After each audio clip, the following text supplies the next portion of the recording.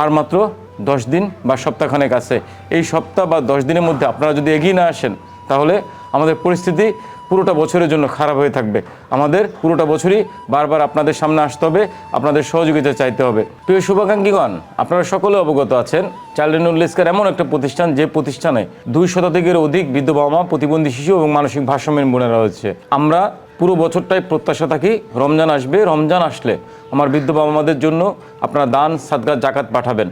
আপনাদের দান, সাদকা, জাকাত, ফিতরা দিয়ে পুরোটা বছর আমরা চলি, মাঝে আপনারা সহযোগিতা করেন সাধ্যমতো। তবে এবছর আমাদের যে প্রত্যাশা ছিল সেই প্রত্যাশা পূরণ হচ্ছে না। আমাদের অবস্থা এমনটাই, আমরা যে যতটুকু সহযোগিতা আসছে খুবই সামান্য। যে সহযোগিতা দিয়ে আমাদের সহকর্মীদের বেতন ভাতা বা আমরা যে ঈদের দিনটা ভালোভাবে পালন করবো সেই অবস্থাটুকু আমাদের এখন পর্যন্ত তৈরি হয় নাই। আমাদের অবস্থা, অর্থনৈতিক অবস্থা, অবকাঠামো তেমন ভালো না।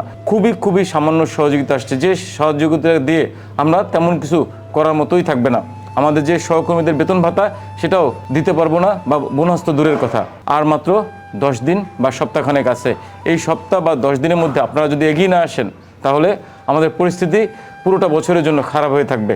আমাদের পুরোটা বছরই বারবার আপনাদের সামনে আসতে হবে, আপনাদের সহযোগিতা চাইতে হবে। সত্যিকার অর্থে এবছর আমাদের খাবার মজুত হয় নাই, সত্যিকার অর্থে এবছর আমাদের ওষুধের মজুত হয় নাই, সত্যিকার বলতে আমাদের সহকর্মীদের যে নগদ অর্থ দিয়ে বেতন ভাতা পরিশোধ করব সেই ব্যবস্থাটুকু হয় নাই। আমরা খুব খারাপ পরিস্থিতির মধ্যেই পুরোটা বছর আবারও চলতে হবে, হিমশিম খেতে হবে।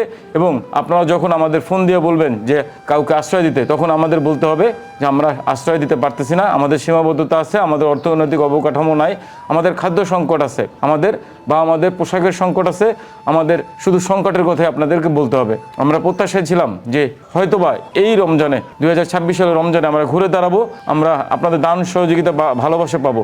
আমরা পুরোটা বছর জুড়ে অসহায় মানুষকে আশ্রয় দিয়েছি শুধু প্রত্যাশায় ঈদটা সামনে আসলে আপনারা এগিয়ে আসবেন, আমাদের সহযোগিতা করবেন। তবে খুবই দুঃখজনক এবং সত্য হলো এবছর আমাদের খুবই সামান্য সহযোগিতা আসছে, যে সহযোগিতাতে দিয়ে আমাদের তেমন কিছু করার নাই।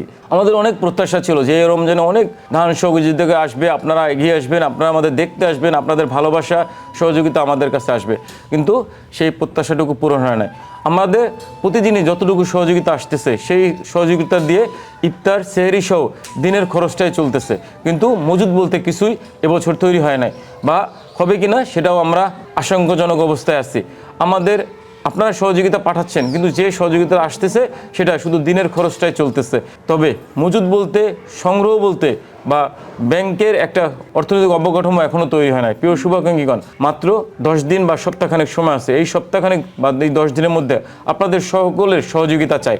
আপনারা সকলে মিলে যদি এই রমজানের শেষ সময়টাতেও আমাদের পাশে এসে দাঁড়ান, আমাদের দান, সহযোগিতা, ভালোবাসা দেন, সেক্ষেত্রেই কেবল ভালো থাকতে পারে রাস্তায় পড়ে থাকা 2 শতাধিক বৃদ্ধ বাবা মা এবং প্রতিবন্ধী শিশুরা। বর্তমানে আমার আশ্রয় আছে 85 জন মা, 75 জন বাবা, 30 জন শিশু, আমরা সহকর্মীরা 50 জন।